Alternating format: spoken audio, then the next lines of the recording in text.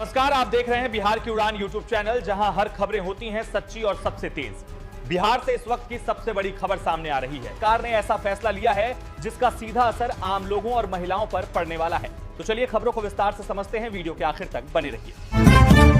बिहार के सीएम नीतीश कुमार अपने अलग अंदाज के लिए जाने जाते हैं। कई बार उनका वीडियो जमकर वायरल हुआ है, जिससे वह सुर्खियों में रहते हैं। एक बार फिर वह चर्चा में आ गए हैं। दरअसल बिहार के सहरसा जिले में कुछ महिलाएं जनसभा छोड़कर बीच में ही जाने लगी। इसको देखकर नीतीश अपना आपा खो बैठे और मंच से ही कहने लगे, काहे भाग रही है, रहिए चुपचाप, हम बंद कर दे। सोशल मीडिया में वीडियो खूब वायरल हो रहा है।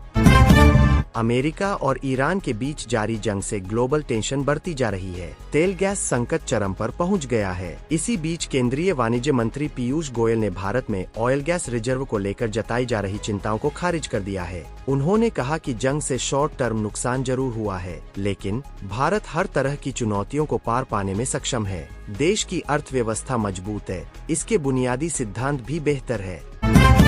1 अप्रैल से नेशनल हाईवे पर सफर करना थोड़ा महंगा हो जाएगा। सड़क परिवहन मंत्रालय ने फास्टैग एनुअल पास की कीमतों में 2.5% बढ़ोतरी करने का फैसला किया है। अब प्राइवेट गाड़ी मालिकों को सालाना पास के लिए 3,000 की जगह 3,075 रुपए चुकाने होंगे। यह पास देश भर के 200 टोल प्लाजा पर बिना रुके सफर करने की सुविधा देता है। 5 राज्यों में चुनावी तारीखों के ऐलान के बाद मुख्य चुनाव आयुक्त ज्ञानेश कुमार ने कहा कि हिंसा को चुनाव आयोग बर्दाश्त नहीं करेगा। अभी तक जो घटनाएं हुई वे आचार संहिता लागू करने के पहले हुई। आज के बाद सख्त एक्शन लिया जाएगा। भारत के संविधान का आर्टिकल 326 चुनाव आयोग को यह दायित्व देता है कि जो वोटर्स 18 साल के हैं, भारत के नागरिक है, उन्हें पात्र लोगों को सूची में रखे। गैस संकट के बीच सरकार ने बड़ा फैसला लिया है। पेट्रोलियम और प्राकृतिक गैस मंत्रालय ने आदेश जारी किया है कि जिन लोगों के घर में पाइप नेचुरल गैस कनेक्शन है, वे घरेलू एलपीजी कनेक्शन नहीं रख सकते। ऐसे उपभोक्ताओं को तुरंत एलपीजी कनेक्शन सरेंडर करना होगा। बता दें कि भारत अपनी घरेलू जरूरतों का भारी मात्रा में एलपीजी आयात करता है, जिसकी वजह से स्टॉक तेजी से कम हो रहा है। इस वजह से कालाबाजारी भी हो रहे हैं। सामाजिक न्याय आंदोलन के महान नेता कांशीराम की जयंती पर कांग्रेस नेता राहुल गांधी ने पीएम मोदी को पत्र लिखा है। उन्होंने पत्र में लिखा, मान्यवर कांशीराम ने भारतीय राजनीति की दिशा बदलने में महत्वपूर्ण भूमिका निभाई और बहुजन समाज तथा गरीब वर्गों में राजनीतिक चेतना जगाई थी। आज हम कांशीराम जी की जयंती मना रहे हैं। मैं आपसे अनुरोध करता हूं कि उन्हें मरणोपरांत भारत रत्न से सम्मानित किया जाए। पीएम मोदी ने पश्चिम ममता बनर्जी सरकार पर जमकर निशाना साधा। उन्होंने कहा, बंगाल की जनता अब टीएमसी सरकार के अत्याचारों को और सहन नहीं करेगी। टीएमसी का जाना तय है। टीएमसी माँ, माटी, मानुष के नारे के साथ सत्ता में आई थी। आज वही माँ रो रही है। माटी को लूटा जा रहा है और बंगाली मानुष बंगाल छोड़ने पर मजबूर हो रहा है। बता दे कि पश्चिम बंगाल में इसी साल चुनाव होने हैं और जल्द ही तारीख का ऐलान होगा। चुनावी तारीखों के ऐलान से पहले पश्चिम बंगाल की सीएम ममता बनर्जी ने बड़ा ऐलान किया है।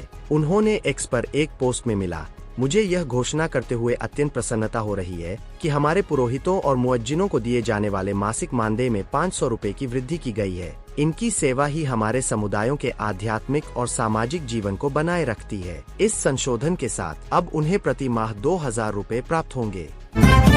ईरान इजराइल युद्ध के कारण एलपीजी संकट गहराता जा रहा है। बिहार में भी हाहाकार मचा है। खासकर प्रतियोगी परीक्षाओं की तैयारी कर रहे छात्र परेशान हैं। गैस की किल्लत के कारण छोटे सिलेंडरों की रिफिलिंग करने वाली अधिकांश दुकानें बंद है। गिनी चुनी दुकानें गैस दे भी रही है। वे 90 रुपए प्रति किलो मिलने वाली गैस के लिए 400 रुपए प्रति किलो ले रहे हैं। अधिकांश छात्र चूड़ाधी और सत्तू खाकर गुजारा कर रहे हैं। डोनाल्ड ट्रंप ने ईरान के नए सुप्रीम लीडर मुज्तबा खामेनेई को लेकर चौंकाने वाला दावा किया है। ट्रंप ने कहा, मुझे नहीं पता कि मुज्तबा जिंदा भी है या नहीं। अब तक कोई भी उन्हें नहीं दिखा पाया है। ट्रंप ने कहा कि अगर वह जीवित है तो उन्हें अपने देश के हित में समझदारी दिखाते हुए सरेंडर कर देना चाहिए। ट्रंप ने यह भी कहा कि अमेरिका जल्द ही ईरान की समुद्री क्षमताओं को पूरी तरह खत्म कर देगा। एलपीजी गैस संकट के बीच सिलेंडरों की कमी का फायदा साइबर अपराधी उठा रहे हैं। हूबहू फर्जी आधिकारिक वेबसाइट बनाई गई है। जैसे ही कोई व्यक्ति उस पेज पर जाता है और दिए गए नंबर पर कॉल करता है, ठग व्हाट्सएप पर एपीके फाइल भेजकर या ओटीपी शेयर करने के लिए कहकर खाते की सारी जानकारी हासिल कर रहे हैं और कुछ ही पलों में खाते से पैसे उड़ा ले रहे हैं। मुंबई में 26 लाख से अधिक की लूट हो चुकी है। सतर्क रहने को कहा गया है। जम्मू कश्मीर के बारामूला जिले के उरी सेक्टर में भारतीय सेना और जम्मू कश्मीर पुलिस ने मिलकर एक बड़ी सफलता हासिल की है। घुसपैठ की कोशिश कर रहे एक पाकिस्तानी आतंकवादी को मार गिराया गया है।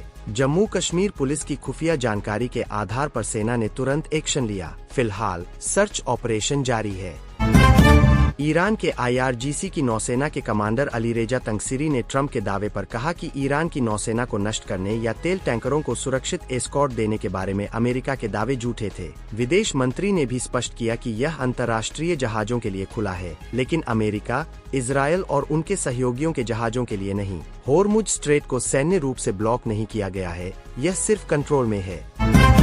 पाकिस्तान और अफगानिस्तान के बीच तनाव एक बार फिर बढ़ गया है। पाकिस्तान ने कंधार में तालिबान के एक ठिकाने पर एयर स्ट्राइक की है। अफगान सरकार के प्रवक्ता जबीहुल्लाह मुजाहिद ने आरोप लगाया कि पाकिस्तानी विमानों ने कंधार एयरपोर्ट के पास मौजूद निजी एयरलाइन कम एयर के फ्यूल डिपो भी निशाना बनाया। वहीं पाकिस्तान का कहना है यह कार्रवाई हाल ही में उसके शहरों के ऊपर देखे गए ड्रोन हमलों के जवाब में की गई है।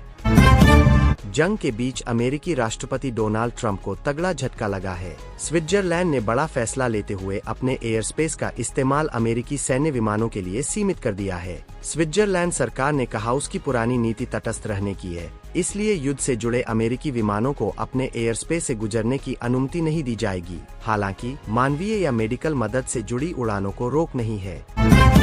लेबनान ने इजराइल से सीधे बातचीत की इच्छा जताई है। दोनों देश दशकों से युद्ध की स्थिति में है, इसलिए इसे बड़ा कदम माना जा रहा है। यह पहल ऐसे समय में हुई है जब दक्षिणी लेबनान में इजरायली हमलों का खतरा बना हुआ है। इजराइल के कुछ नेताओं ने चेतावनी दी है कि बेरूत का हाल गाजा के खान यूनिस जैसा हो सकता है। अल जजीरा के मुताबिक फ्रांस दोनों देशों के बीच तनाव खत्म कराने की कोशिश कर रहा है। यूएस, इजराइल और ईरान के बीच जारी महाजंग के बीच एयर इंडिया ने बड़ा फैसला लिया है। यूएई एयरपोर्ट अथॉरिटी के निर्देशों के कारण 15 मार्च को एयर इंडिया और एयर इंडिया एक्सप्रेस की दुबई और अबू धाबी जाने वाली अधिकांश उड़ानें रद्द कर दी गई है। दुबई की 6 में से 5 और अबू धाबी की सभी उड़ानें प्रभावित हुई है। यात्रियों को सलाह दी गई है कि वे एयरपोर्ट निकलने से पहले अपनी फ्लाइट का स्टेटस जरूर चेक कर ले। डोनाल्ड ट्रंप ने कहा कि फिलहाल ईरान के साथ जंग रोकने की कोई समझौता नहीं होगा, क्योंकि उसकी शर्तें अमेरिका के लिए सूटेबल नहीं है। ट्रंप ने साफ किया कि किसी भी सीज फायर के लिए ईरान को अपना परमाणु कार्यक्रम पूरी तरह छोड़ना होगा। हालांकि उन्होंने यह नहीं बताया कि हाल फिलहाल ईरान की तरफ से क्या शर्तें रखी गई है और समझौते के लिए किस तरह उनसे संपर्क किया गया है।